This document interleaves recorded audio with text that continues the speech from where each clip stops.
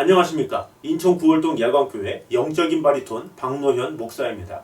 우리가 성경을 처음부터 볼 때에 창세기를 넘으면 너무 방대하고 어려워서 신약의 복음서부터 시작할 때가 있습니다.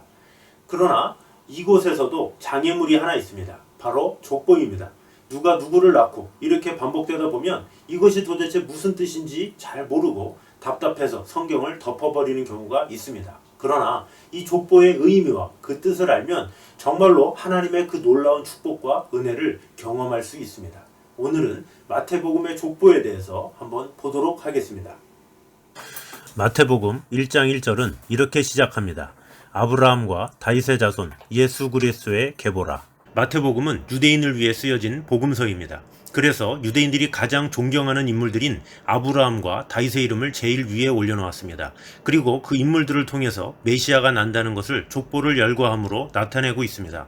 마태복음은 왕으로 오신 예수님을 강조하고 있으므로 특별히 역대의 왕이었던 다윗을 통한 예수 그리스도의 나심을 알려주고 있습니다.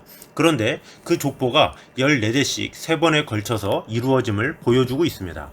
본문에서 보면 앞에 14대는 아브라함과 다윗까지 족장시대를 말하고 그 다음 14대는 다윗부터 바벨론까지 왕정시대를 말하고 마지막 14대는 바벨론부터 그리스도까지의 포로시대를 말합니다. 사실 각 시대별로는 14대가 넘습니다. 그러나 성경은 철저히 구속사적인 입장에서 기록했기에 구속사에 포함되는 인물들만 각 14대로 정리한 것을 알 수 있습니다. 마태는 예수 그리스도가 다윗의 자손이라는 것을 알려주고 싶었습니다. 그런데 왜 14대로 3번을 나누었을까요? 성경에는 이름과 명칭 그리고 숫자에도 의미 부여를 하는 경우가 많습니다. 이 중 14라는 숫자는 다윗이라는 이름과 관계되어 있습니다. 영어에는 없지만 히브리어나 헬라어에는 숫자 값이라는 것이 있습니다. 유대인들은 이름으로 숫자를 푸는 방법을 사용하였는데 놀랍게도 다윗이라는 히브리어 자모의 수치를 세어보면 14가 됩니다. 결국 다윗의 자손으로 14대를 맞추기 위하여 왕들의 이름을 의도적으로 생략하였다는 것을 추론할 수 있습니다.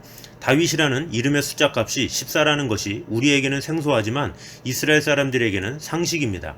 그러면 왜 마태가 14를 반복했을까요?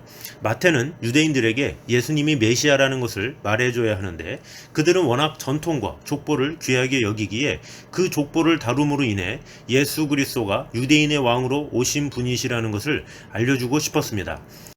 족보를 중요시 여기는 유대인들이 족보도 없는 집안에서 메시아가 온다는 것을 용납할 수 있겠습니까? 그래서 예수 그리스도가 이스라엘의 족장이요 왕족의 출신이라는 것을 말하기 위해 족보를 나열한 것입니다. 그리고 7은 세계적으로 행운의 숫자로 알려져 있습니다. 7이 완전수인데 왜냐하면 하나님께서 세상을 창조하신 숫자가 안식일을 포함해서 7일이기 때문입니다. 기독교 사상으로 세워진 미국부터 이 7을 귀하게 여기고 의미를 두었습니다.